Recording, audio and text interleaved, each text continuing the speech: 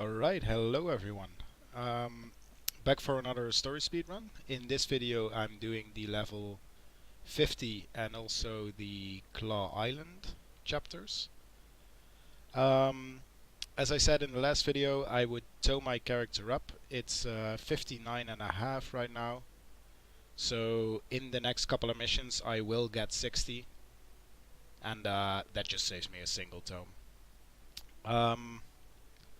And as I said, I would maybe tome it to 62 for gear, but as you can see I haven't.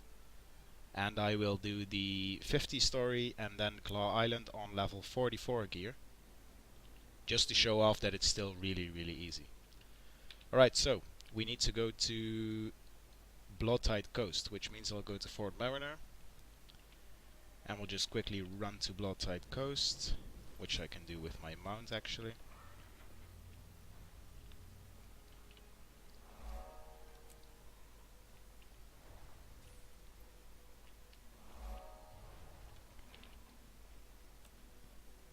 And then in this first mission it can pay off once again to run a Warhorn, but it is less significant. It's less of a time skip than in the Fields of Ruin mission. So I'm not gonna do it personally. I'll turn my audio down a little bit. So this guy right here we need to talk to. Then he starts moving. Once again we need to stay somewhat close to the NPC to keep him moving, to make sure he doesn't stop moving. And we're just gonna escort this guy and kill any enemies that'll aggro onto him. Like this raptor here.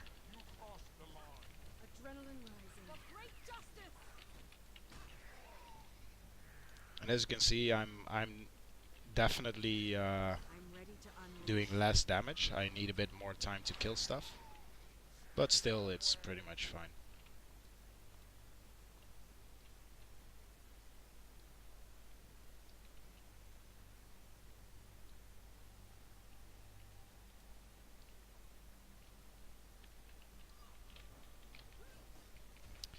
Now the 3 highlight missions that we do don't actually have a lot of skipping. They're quite scripted, they're quite on rails, and there's not really much we can do. But the Battle for Claw Island mission is actually quite interesting to show off, as it does have a lot of not necessarily skipping, I would say, but more like already being in the location that the game would expect you to start running to later.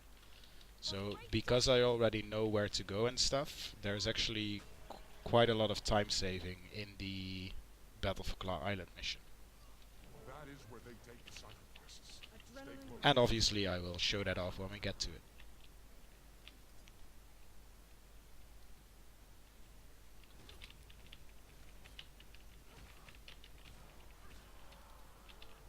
Here we just need to clear all the Risen. It's a bit unfortunate that I got hit by the plague carrier right there, because especially the weakness is making this slow down.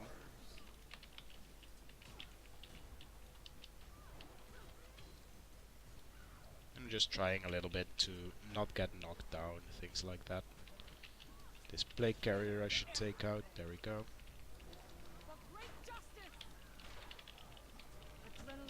Then I'm gonna save my Whirling Axe just because I know there's a champion we need to kill. So I'm just keeping my big damage skills. This is an example of where a fight would go significantly faster if I were level 62.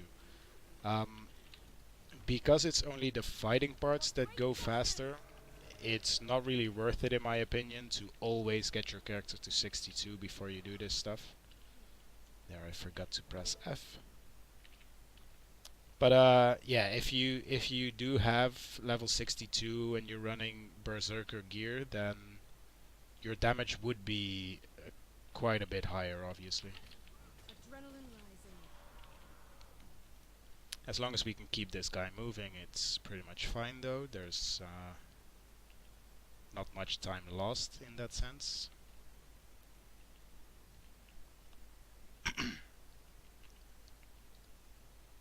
do you see? It's like I told you. Our champions are returning as undead. I see. You may pass. Show that to the High Priestess right away. I'm eager to see who the next champion will be. May the sun god. And right here I'm just trying to save a tiny bit of time by using my mobility skills to move to the NPCs as quickly as possible. Talk to the NPC and then talk to Forgo. There I chose the tournament because if you choose the other one, that's I believe that's like confronting the High Priestess or something. You actually have to do a very, very long escort mission, which is super annoying. So right here we're just going to the east a little bit.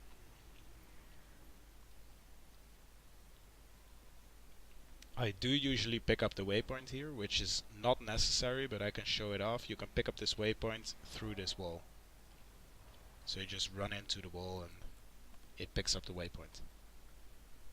Alright, so this mission is doing a participating in a high-leg tournament, if you will. First we need to do a turret challenge.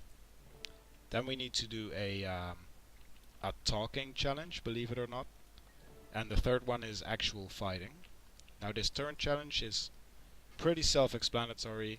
I'm just using the turret on the targets.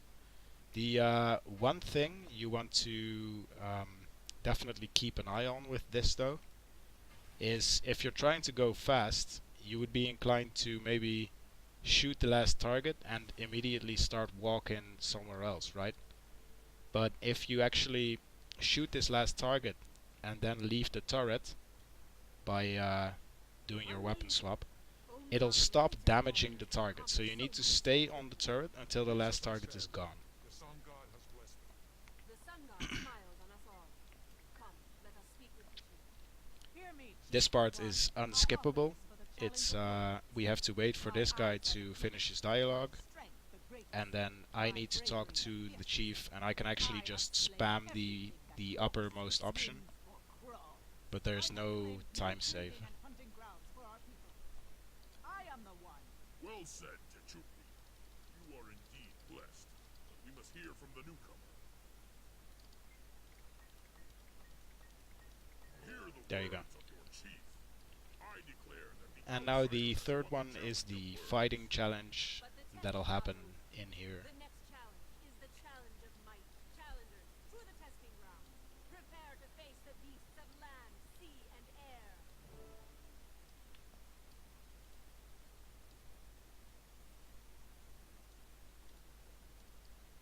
This is the final challenge.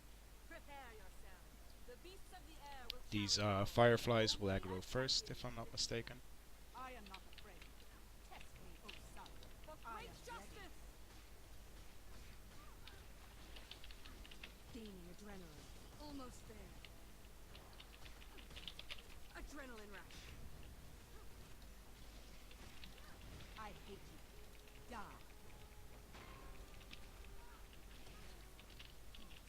Come forth, creatures of the land. Then we're killing some Moas, and then the last wave will be Drakes. For great justice!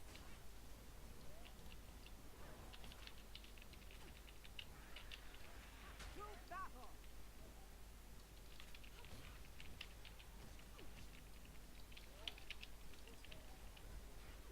Come forth, creatures of the And as you can see, if I use my high damage skills like 100 blades and whirling axes, there's still plenty of damage on this level 44 gear. Even with the way downscaling works, as I explained it in the last video.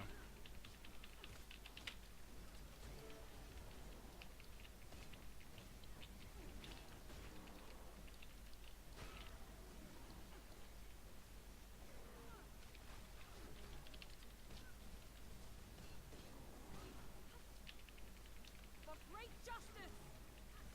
The beasts of land, sea, and air have met their master. It is done. The sun smiles upon us. Now we just need to talk to the chief to end the mission, and then there's a third highlight mission to round off the chapter. Dedicated, I mean. What to I may do? not. Quick mention on all those mission rewards as well as level up rewards, by the way. Oh, I can actually waypoint a little bit. There you go, waypoint back to the middle one, and then start running west. So those story rewards and level up rewards, they are not interesting to me in the slightest. Usually it's not even higher level than what I'm wearing. But maybe in this case it is, you know. For example, here's a level 50 chest piece. So I could have maybe swapped out my chest piece. But it would also screw up my runes. In the case of weapons, it would screw up my sigils. So I am literally just clicking something on the story reward or level up reward. I'm just clicking something to get rid of it as quickly as possible. Now here we need to press F on the wood, and then we need to press F on this wall.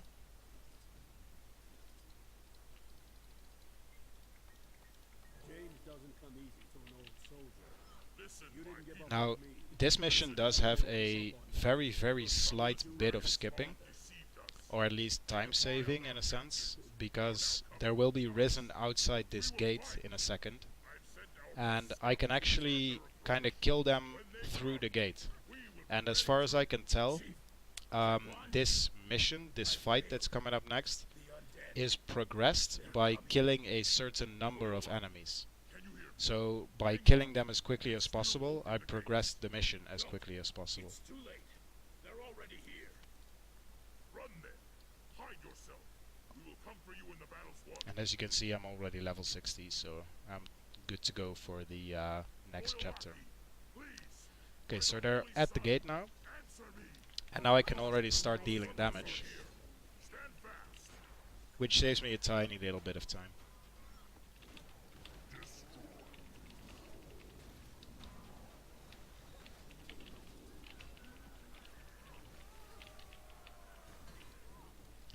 The way you can tell that this mission is progressing is whenever a risen plague carrier runs in, they'll also be invulnerable, so it's an invulnerable risen plague carrier. They run into the camp and they explode stuff, kind of like suicide bomber style. So you can tell if the mission is progressing to its next step, if you will, whenever you see a risen plague carrier that's invulnerable run past you.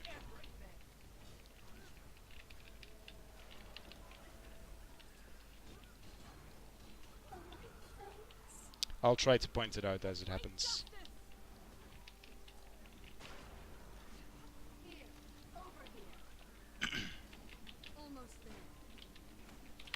I'm ready to unleash. I think the first one should be spawning rather soon now.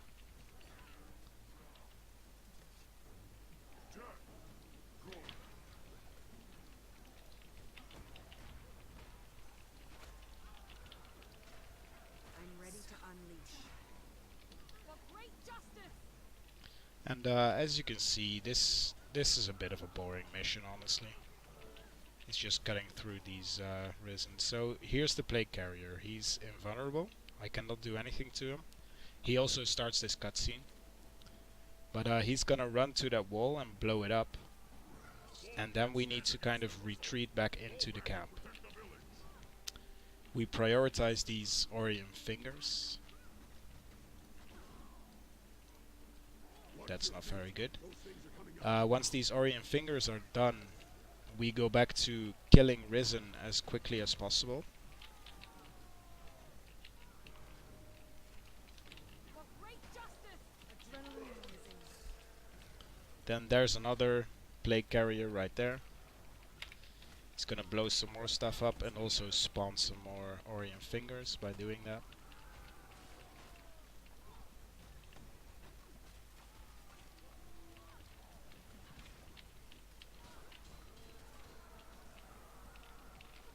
And there will be a third plague carrier coming soon. And then there's a like a little boss to this instance.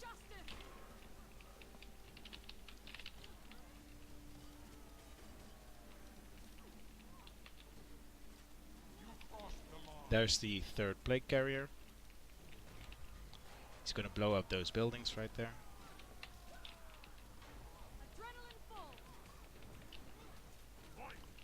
Once again, I'm prioritizing the fingers. This battle is lost, Victor. Gaining So is the adrenaline. village. Get your people out while you still can. Great justice! You're right. Immediate. To the front. And now the boss should be running into the camp very shortly. Our troubles are over. I'm gonna meet the boss right here, because this is right around where the boss becomes vulnerable to damage. There you go. Adrenaline full. For great justice!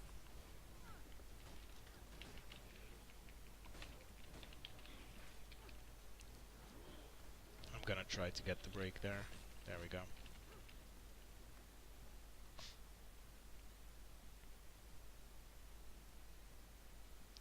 That's all of the Hylax story completed. If you do Skrit or Quaggan, it is definitely a bit longer than this. Not only because you have to run to the other areas. For Skrit, it's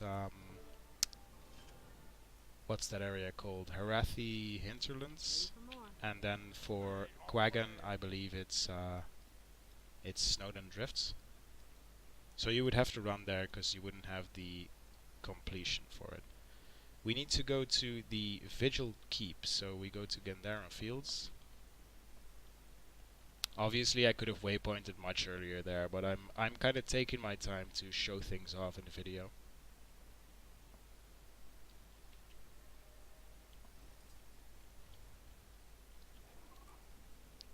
This is why in the last video I said you should take the you should pick up the Vigil Keep waypoint when you first get here, because you have to come back here now. Although our elder has died, the villagers survived to fight another day. The dragons are a threat to everyone with Mir. I'm glad your village has joined the fight against them. This mail, this note, you actually don't have to read. Your story will progress either way. We talk to the general, and then we go to Lion's Arch. The Gate Hub Plaza is the best waypoint to take, but if you only have the Mystic Forge waypoint, that's fine as well. It's very close, right? As you can see, it's barely any difference. This mission will take us to the old Lion's Arch. Now this one does have a bit of skipping. I'm not sure how commonly known this is, but in this mission you literally have to kill nothing except for the final boss. Nothing else has to die for the mission to progress. So I'm just running as quickly as possible, and then swimming rather. All of these mobs, they do not have to die whatsoever. So I'm just swimming through, maybe dodging every now and then if I see that they're initiating an attack on me. And then this guy, the undead scout, that's the one that has to die. Once this guy dies, the mission will be over. Adrenaline rising.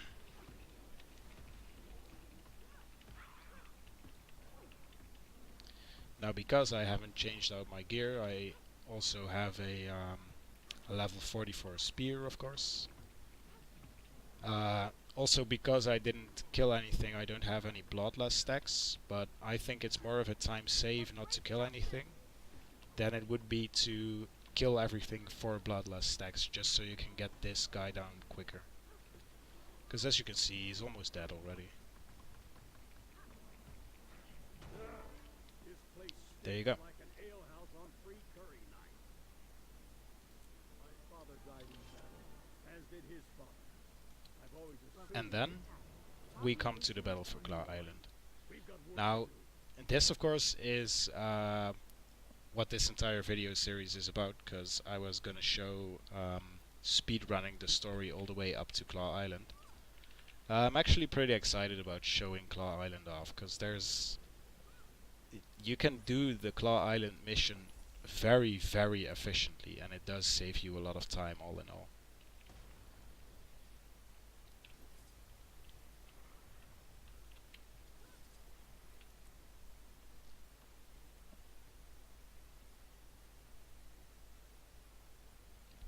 Alright, so first of all, basically never wait for an NPC that you don't have to wait for. Now I have to talk to Fargal, but once I talk to him, I'll immediately start running. And I'm never gonna wait for an NPC that I don't have to necessarily wait for. So I'm gonna talk to the watch commander right here, and then I need to talk to Deputy Brack up on the wall. So I'm immediately running. After that, I'll have to talk to Deputy Mira. She's on the beach. Check on Deputy Mira. She's in charge of the beach. That's a start. We need your common sense, lad. I'm glad you're here. Welcome to Beach Patrol. There we go. The most dangerous I was mission wondering on whether Claw she Island. activated, but she did. A massive attack is on its way from ore. You must Then there's gonna be some enemies here. I could go stand all the way at the water, but it's actually quite helpful to have these NPCs right here take some of the hits for you. So I'm usually fighting the Risen that are coming in right here. There are undead on the beach. And once this group of Risen dies, we can immediately start running back into the fortress. Adrenaline rush.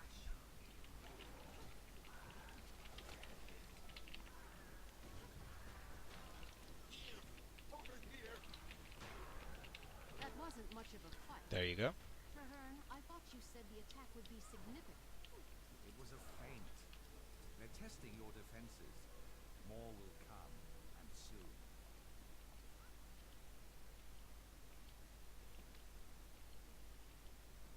I have studied Orient creatures. There you go.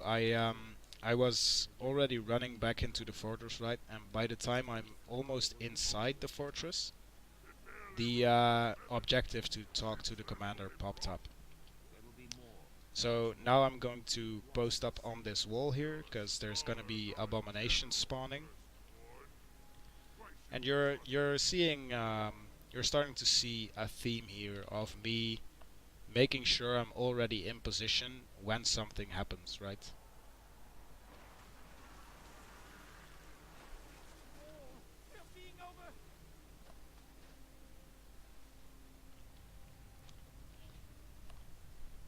There's also a particular reason why I'm starting on this side of the wall and not on that side, but I'll get to that in a second. So just killing these abominations as quickly as possible. Adrenaline rush. Time to do some feel for great justice. Gaining adrenaline. Now, all these NPCs do actually kill the abominations eventually. As you can see, this one is already at 90%. But they kill the abominations so damn slowly that if, for example, I were to start on one side and wait for the guys to kill the abomination on the other side, it's just not worth it. I would end up standing around doing nothing, waiting for them. Almost ready.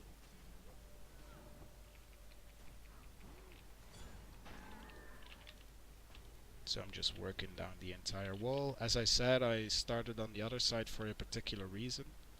That's because once I kill this last abomination, I need to go save Deputy Mira, and she's actually on this side of the wall.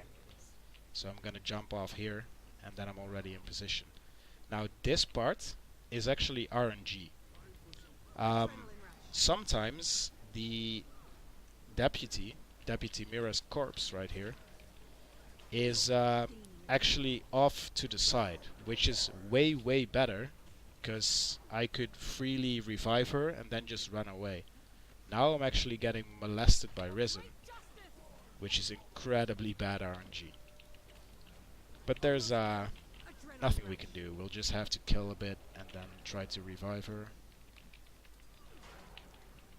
If you get the good RNG here and she's off to the side, it's a big time save, like a minute saved.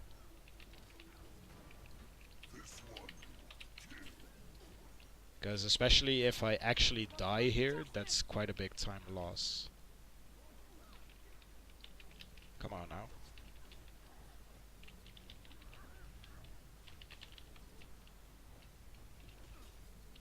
This can't be happening. Yeah, I might be in trouble. I got incredibly bad RNG. She was exactly in the middle of the group, which is barely ever the case.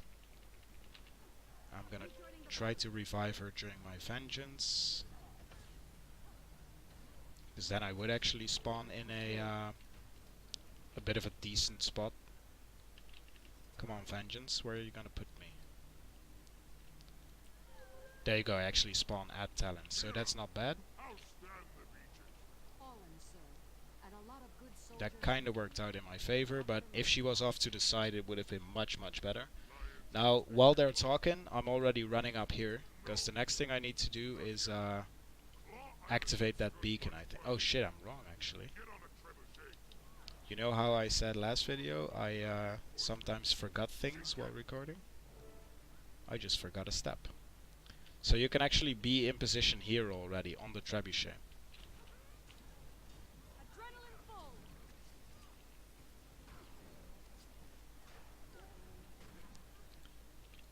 And when you're trying to shoot the ship, you need to fill it for about 95%. Then that shot will probably hit, but I'm always gonna fire like a second shot, maybe even a third shot, just to be sure.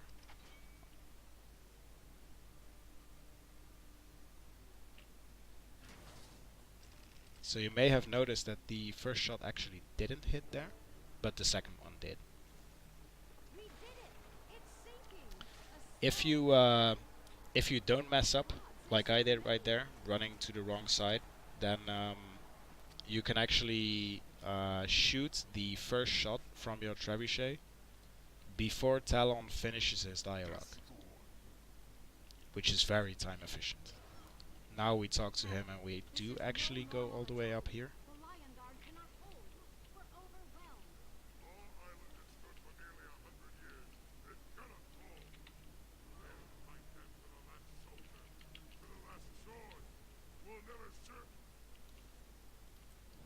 Then we press F on this thing. This is an unskippable cutscene. There's nothing I can do about it. And then we come up to the last part of the mission. First we have to defend inside the courtyard. And then we have to run back to the ship. The defending part is quite similar to a mission we just did a couple minutes ago, where you have to kill a certain number of Risen. It is the progressing of the mission is bound to the number of Risen you kill. So the faster I kill right here, the faster I'm done. So I'm just gonna try to kill these Risen as quickly as possible, while also pulling them towards these Lion Guard. So I'm gonna aggro some, and I'm gonna pull them to the Lion Guard.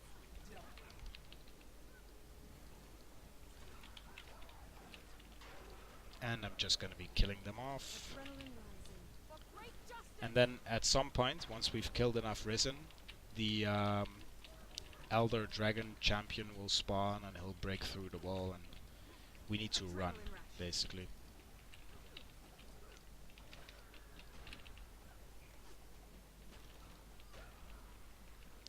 Now, if you're watching the minimap, I'm actually going slightly outside of the objective circle every now and then. But I am 100% sure these Risen count for the quote-unquote kill counter. So this is actually fine, and if you have the help of these NPCs, it is actually quite useful.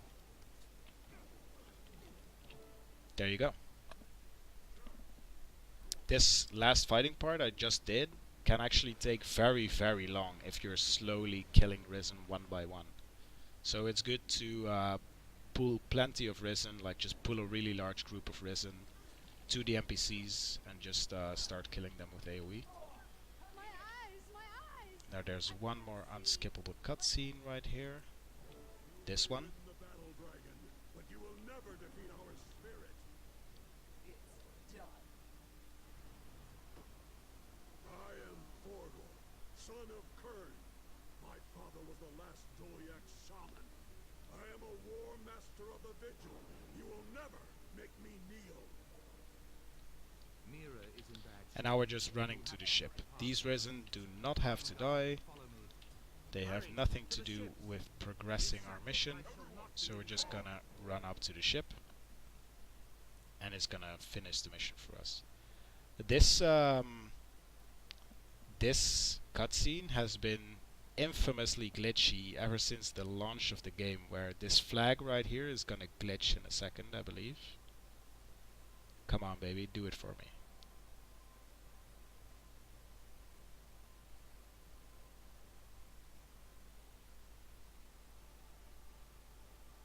Is it not gonna do it this time?